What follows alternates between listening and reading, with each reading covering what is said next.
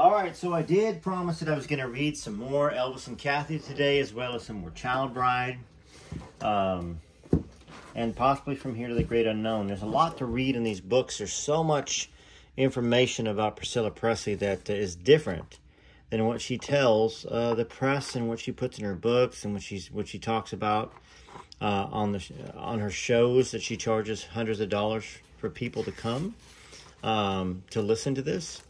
So, yeah, so where are we gonna start from? So hold on one second here. I know that we went through all the way to, let's see here, 99, Two-Timing Elvis.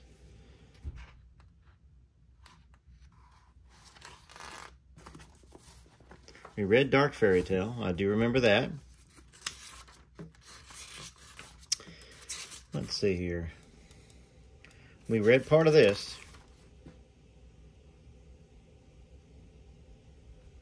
All right. About Tommy. I think we're getting close to it right here. All right, here we go. So, we ended right here. How can I say this kindly, posed Bob. She didn't even know how to open a book, talking about her intelligence.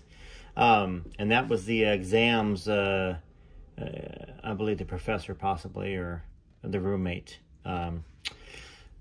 Anyhow, so now that we got in here, I know some of y'all like, you need to get a bookmark. Yeah, I mean, sometimes I put these cases and stuff in here for bookmarks, but I like to search. I like to see some of the things that I saw and read the last time.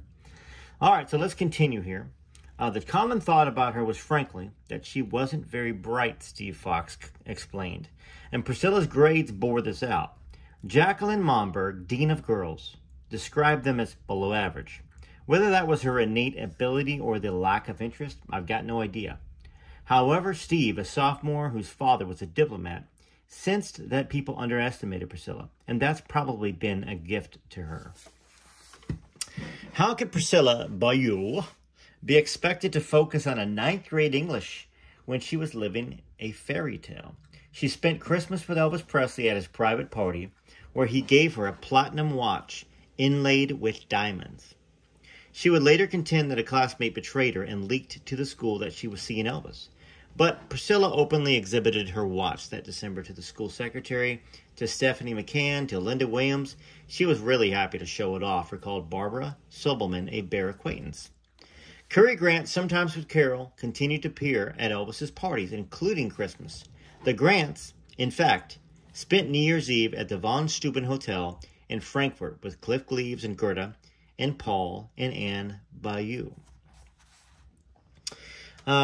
So Curry had not been blacklisted by Elvis the previous October, as Priscilla claimed. Nor had Priscilla or her parents ostracized him. That's an important point. So if you haven't heard, obviously, Curry is claiming that she traded her gift. I don't know really how to say it without maybe getting banned by YouTube on this video, but traded her most important gift. Let's just say that, in order to meet Elvis. Now, maybe that most important gift wasn't even an unwrapped gift. Maybe it had been unwrapped before. Let me just put it that way. And she claimed, and she has always claimed, that that Curry Grant was kicked out of the inner circle by Elvis, and she didn't have to see her anymore because she told him what happened. But obviously, that's not the case here. Okay. The Bayous, recalled Gerda, were cordial to Curry at dinner, and the evening was pleasant, with one exception. Priscilla's father, related Gerda, put his hand on my knee or something. I don't know what they call it anymore, but it was very upsetting to Cliff. Captain Bayou, she recalled, was tipsy. She told Cliff, recalled Curry, and he said, that old son of a... Girlie, are you sure you didn't cause that by sticking your leg up between his? Of course, he jumped up on her, and they had one heck of a fight. She started crying. I had nothing to do with it. He stuck his hand under the table and was trying to fill me up. Gerda fled to the ladies' room with Cliff behind her and was so distraught that she lost her engagement ring. When she returned to the table, Paul Bayou apologized, she recalled, because Cliff said something to him. He was very upset about this. Oh my goodness, what a wacko family this seems to be. This person that Priscilla is trying to protect, and which is her stepfather, who basically made Anne cut all ties with Jimmy, her real dad's family. Makes me really think that there could have been abuse in the family to Priscilla with that type of behavior in a public place. Can't you control yourself, Mr. Bayou? All right, Curry was also on, and allegedly, let me say allegedly, Curry was also on the scene for Elvis's birthday party, January 8th, held on their mutual birthday. He took the first photograph of Elvis and Priscilla that evening, a now famous shot of Elvis feeding Priscilla a birthday cake. Priscilla was spending 3 and 4 nights a week with Elvis by then, but was still consumed by fear. When Elvis returned to a week-long bacchanalia, let's just say a week-long trip, in Paris, with a few soldier buddies at the end of January, Priscilla approached Curry at the Eagle Club like a jealous 14-year-old, which she was, asking, "What did you do? Did Elvis date a lot of girls? Did he like any of them?" So Curry went to Paris with Elvis.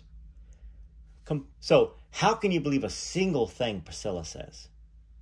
When everything has been shot down. She said Elvis kicked him out of the inner circle in October when she told him. Yet, there he is at Christmas. There he is at New Year's. There he is going to Paris with Elvis. Can't believe a thing Priscilla says.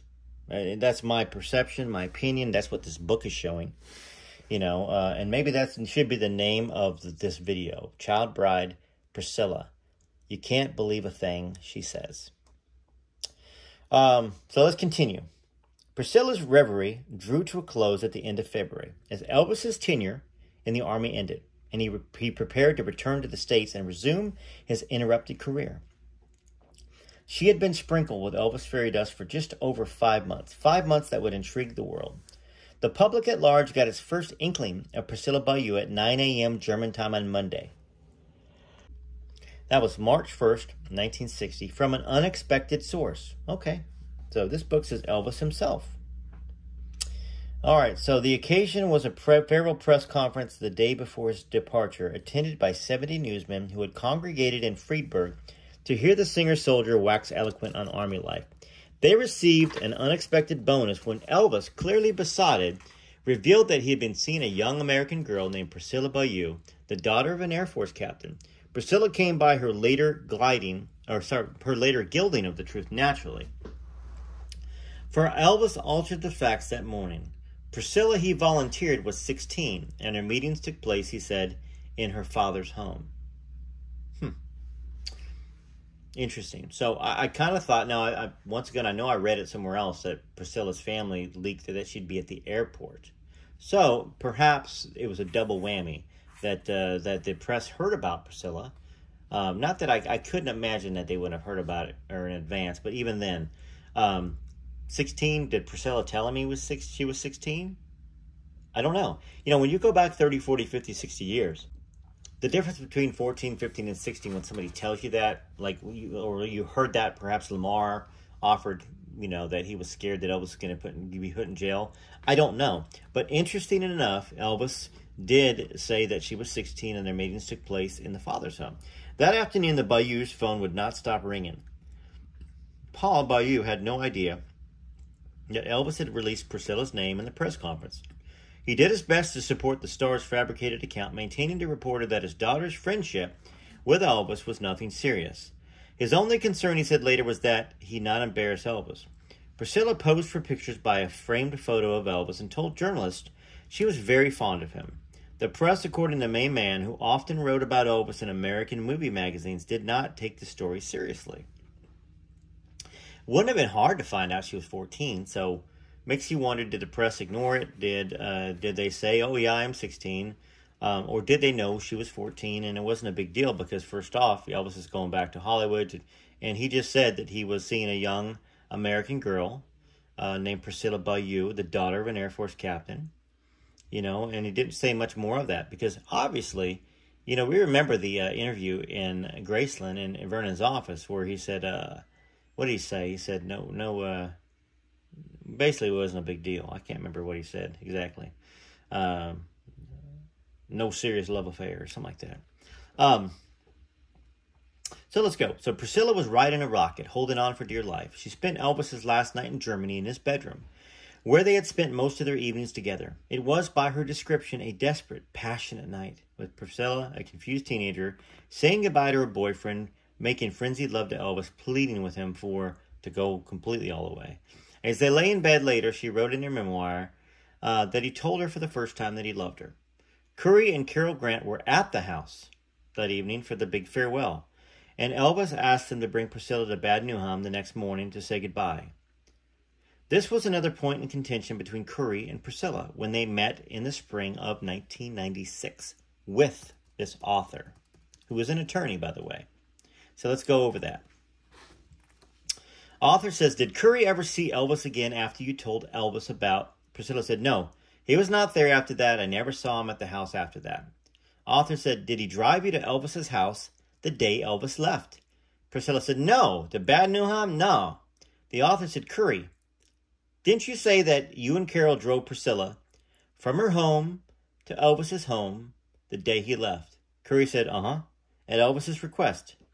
Priscilla said, no. Curry said, boy, she is revising the whole history book.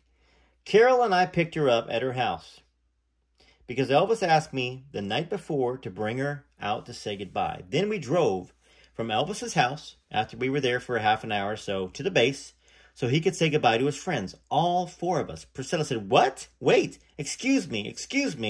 What is your recollection of this? Tell me again. Curry said, there's no recollection. It's exactly what happened. I just told you we picked you up at your house, okay? Priscilla said, and you think my father would let you pick me up at my house? Curry said, oh, he was glad to let me pick you up that day. He was so glad to let me pick you up that day. Priscilla said, I'm sorry, but you have got to talk to my father. Curry said, we just went up there, picked you up, took you up there, spent a half an hour at Elvis's house. Then we all got in my car. A life cameraman took all the pictures around my car. I am standing outside, holding the door, in fact, for Elvis and you, Priscilla, her, to get in, so he could say goodbye to his friends. Priscilla, you don't remember that, huh? You've got something up here that's really blocking your memory. I think you've been in this town, L.A., too long. Oh, my goodness, Priscilla, you were caught. You're just a fool. A fool. I mean, first off, if you're going to lie about something you're not going to get caught in a serious big lie about. Priscilla left after this exchange, claiming Curry was in a dream world. No, she left because you got a Life magazine guy taking pictures of you. You've been denying all this. You look like the liar. Curry is telling all the truth, and you look like a liar. So, Joe Esposito phoned me at Priscilla's request to cast doubt on Curry's story, and to reinforce Priscilla's claim that Curry did not drive her to Elvis's house the day that Elvis left Germany. Joe, you're a moron too, buddy. A dummy. I mean, first off, Priscilla screwed you. Priscilla scammed Joe Esposito for his home videos. Scammed him. Took all rights to him, and made money off of him, when Joe could have done it. But she scammed him, from what I've read. So this conflict, this conflict can be independently corroborated. An obscure German magazine in the early 60s published a photo account of Elvis's last day of Germany. One of the photos showed Curry Grant opening the door of his 1955 Chevrolet Bel Air, just as he described.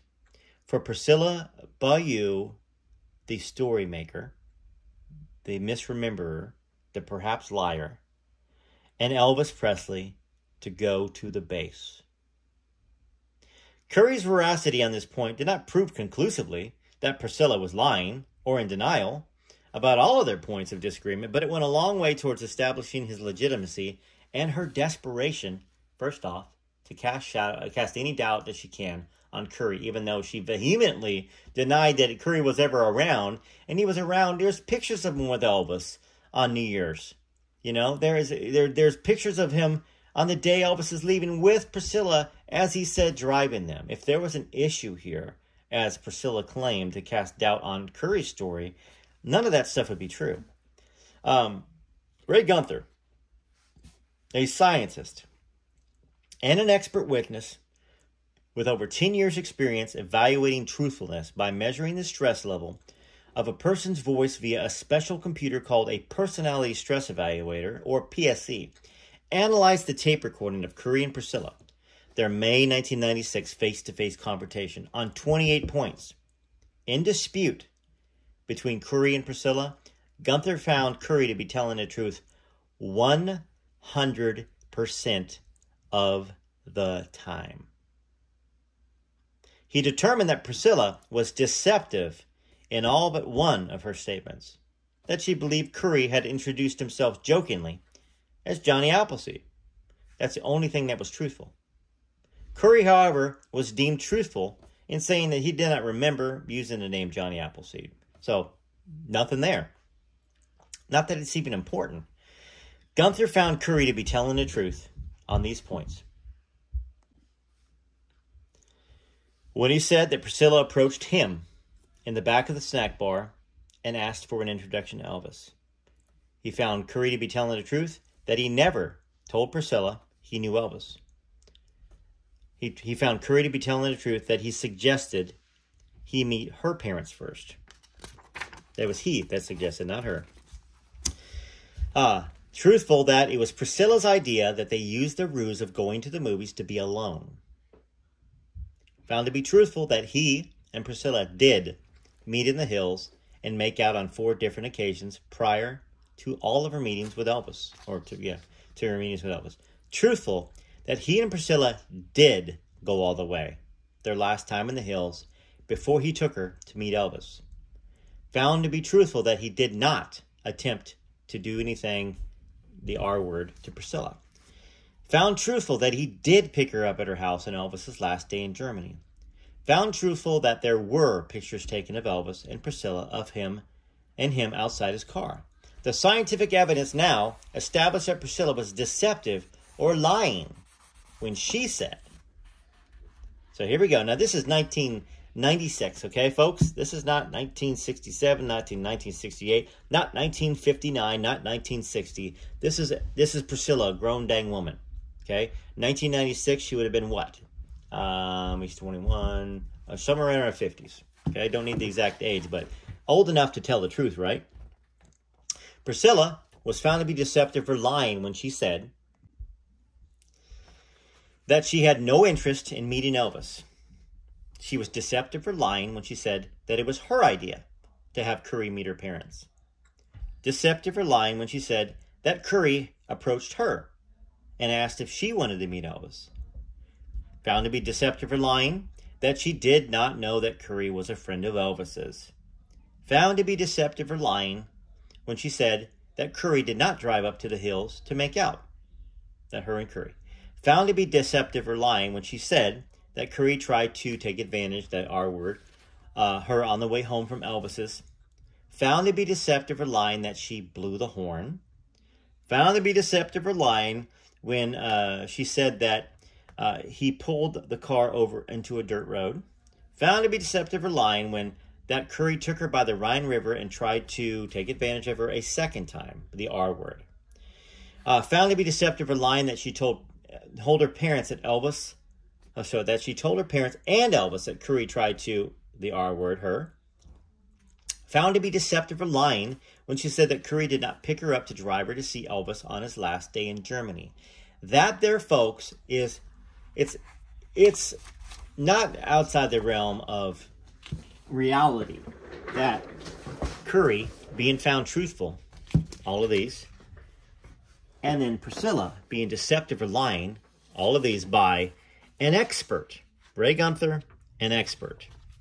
Okay? What can you believe out of Priscilla's mouth? You can probably believe that she was born a female, and that's it. My opinion. That her first name's Priscilla. Maybe, I don't know. Might have been something else. Maybe she changed it. I don't know. Anyways, the computerized voice stress test is considered more accurate than a polygraph in determining whether a person's telling the truth. 92% as opposed to 75%. and is used in 900 police departments in the United States. Okay, so as of this book writing, this was let's take a look at this. 900 police departments in the U.S. use this as of the print of this book. 1997. We're not talking 57, 67, 77, 87. We're talking 97. Okay, 900% to police. Let me see here. Hold on 1 second here. How many? Yeah, 900 police departments. So let's read this again. I'm so sorry. I'm jumping a little bit ahead. The computerized voice stress test is considered more accurate than a polygraph in determining whether a person is telling the truth. 92% as opposed to 75%. So a polygraph is 75% accurate. This test is 92% accurate. So any Priscilla defenders, oh, there's no way, that's not an accurate test. That's an old test. There's no way. That's complete. It's more accurate than a lie detector test. More accurate than a polygraph. You don't get any more accurate than that, do you? All right, so after conducting a voice analysis on Curry and Priscilla, Gunther concluded the two definitely went all the way in the hills. Curry 100% truthfulness in the test and Priscilla's deceptiveness were so conclusive, Gunther stated that he would testify. I will go to court and I will testify to the results. No wonder Priscilla ran away. She ran screaming, pulling her hair out. Oh my gosh, I'm going to be caught. My life is over. I can't profit over Elvis anymore. It's just me making that little thought process up in her head. Allegedly, that's what I'm thinking. Beyond the objective analysis provided by the PSE that Curry was telling the truth and Priscilla was lying about their history, the pictorial evidence that Curry picked up Priscilla at her parents' home to say goodbye to Elvis the day he left Germany demonstrated unequivocally that Elvis did not banish Curry, nor did the Bayous, nor did Priscilla. In fact, Elvis specifically requested that Curry be Priscilla's driver on his last day in Germany. This would have been a bizarre request if he had been told Curry had tried to take advantage of her with the R word. Carol Grant, Curry's wife, remembered that last morning clearly. They, which was Elvis and Priscilla, sat in the back, and I sat in the front with Curry. And I'm going to show a picture of this before we get done with this video for any people that are doubtful about this. I mean, you can't, this is an attorney writing this book, Suzanne Finstead, okay? She didn't get sued. All right, so she was wearing a scarf. Elvis, I remember, had all this tan fastic all over his face, so he looked like he had a tan. Priscilla never mentioned to Curry or Carol that she had spoken to reporters the afternoon before. This is where I talked about the press at the goodbye part. Nor did she tell her principal why she wanted to be excused from class, saying merely that she was seeing a friend off at the airport. She was ever the secret keeper as Spinks, her mother's daughter. Alone in the car with Curry and Carol that morning, however, she prattled on like a teenager she was until they drove up to Elvis's house when the demure Priscilla stepped out of the car. It was amazing, Curry marveled later, to watch this transformation. Priscilla and Elvis rode to the base that afternoon through a cold mist that was emblematic of their mood. As they approached Friedberg, Elvis gave her his army jacket like a high school football hero handing over his leather sweater. To show you belong to me, he whispered romantically. To show you belong to me, he whispered romantically, adding, I want you to promise me that you'll stay the way you are, untouched, just as I left you. Good luck there. We weren't untouched before, I guess, according to Curry, and maybe even before Curry. And after Elvis left, allegedly. All right, Priscilla later said she felt a chill at Elvis's parting words because he told me he would know. It scared the daylights out of me. Now, guess what? It ain't gonna scare the daylights out of anybody if you haven't done anything. Think about that. The psychology of it. Okay? If you're in love with somebody, you don't want to be with anybody else. You are never with anybody else. There'd be no scaring the daylights out of me. No chills. So, right there, once again, tears their story apart. Tears the legend apart. This legend that she's profited off of. Profit, profit, profit, profit. It's not like she's out there putting a fairy tale out saying it's a fake fairy tale like Snow White and Cinderella and this is all fiction. She's speaking as if everything is the gospel truth. When this book, documented by a lawyer, Suzanne Finstead, properly sourced. You know, there's the index. Here's all the sources.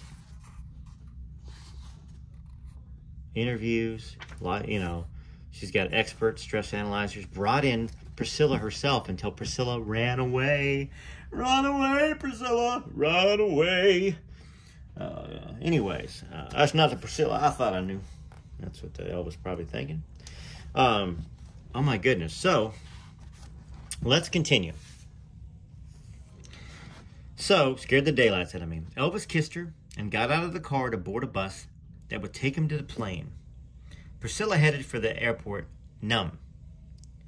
I'm going to leave this section of the book right there, okay? You're going to want to know the next section as well when I cover it. But here's Prissy B. You Should Lose the Presley name, a new song that's coming out on Apple Music soon by Rare Elvis Photos, the songs of Elvis, The Sins Country.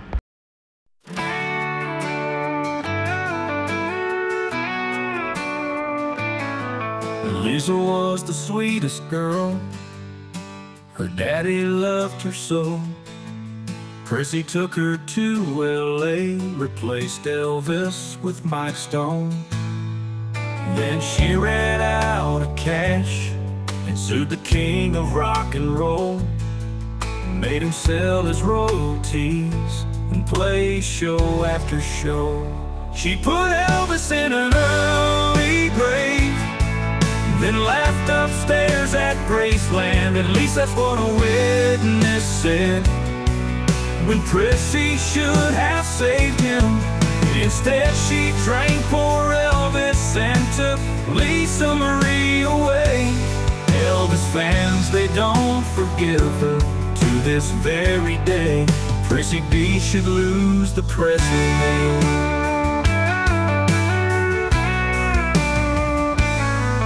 Now that Lisa's gone, she left us with her book, telling us all that Prissy B and Michael Edwards took.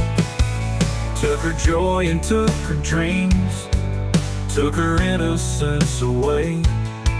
And Prissy has the nerve to still get up on stage. She put Elvis in an early grave, then laughed upstairs at Graceland. At least that's what a witness said, when Prissy should have saved him. Instead she drank poor Elvis and took Lisa Marie away. Elvis fans, they don't forgive her to this very day. Prissy B should lose the Presley name.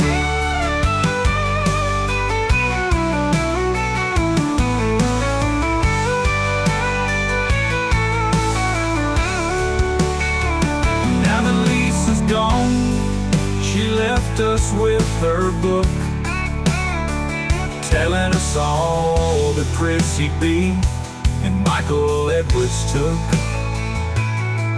Took her joy and took her dreams, took her innocence away. And Prissy has the nerve to still get up on stage. She put Elvis in an early grave, then laughed upstairs at Graceland. At least that's what a witness said, when Prissy should have saved him. Instead she drank poor Elvis and took Lisa Marie away. Elvis fans, they don't forgive her to this very day. Prissy B should lose the Presley name. Prissy B should lose the Presley name.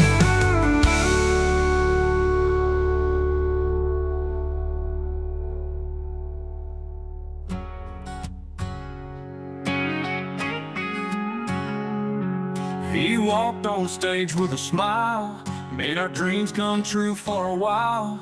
Guitar in hand, moving wild, every scream made him feel alive. Shook his hips, people would sigh. If I can dream, he'd touch the sky. Jailhouse rocking all night long, to the rhythm of a rock and roll song. Elvis gave his life for his fans, sang his heart out right till the end. soul.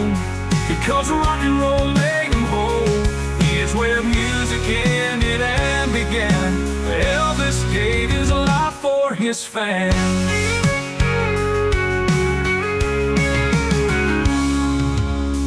Long nights on the road. Thank you for taking the time to join me for another episode. I greatly appreciate each of you. Please click on Rare Elvis Photos and choose more episodes to read. There's some other books I'm reading as well. Till next time, TLC to every one of you ladies and TCB to every one of you gentlemen. This is Rare Elvis Photos.